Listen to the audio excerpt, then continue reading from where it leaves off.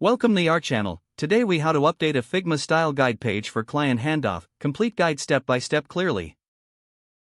Begin by opening your Figma project and locating the style guide page. Review the existing style guide to understand its structure and contents. Identify any outdated styles, fonts, colors, or components that need updates. Gather feedback from the client to understand their preferences or any new branding elements they wish to include. Create a list of all the updates you plan to make based on your review and the client's feedback. Open the text styles section of your style guide and ensure all typography is up to date. Update any outdated font styles according to the latest branding guidelines. Adjust font sizes, weights, and line heights as needed for clarity and consistency. Next, move on to the color styles section. Review the existing color palette and compare it to the current branding. Make necessary adjustments to the primary, secondary, and accent colors. Add any new colors that may have been introduced by the client.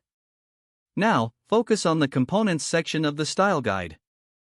Evaluate all existing components for relevance and accuracy. Update component styles to match the new design specifications. Replace or remove any components that are no longer in use. Next, create a section for new components that may need to be added. Document any new elements in detail to ensure consistency across the project. Double-check alignment, spacing, and overall layout of the style guide elements. Ensure all styles are correctly labeled and organized for easy access. Invite team members to review the updated style guide for additional input. Prepare the style guide page for handoff by ensuring it's clear and user-friendly. Export the updated style guide as a PDF or share a link as needed. Lastly, confirm that all files are saved and properly backed up before the client handoff. If the page does not load, refresh the browser or try again in a private or incognito window. Make sure you are using the correct email address, then retype it carefully to avoid small typos.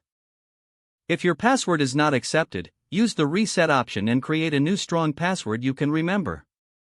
Check your spam folder for verification or security emails, then complete any requested confirmation steps. Don't forget to like this video and subscribe to our channel for more step-by-step tech guides.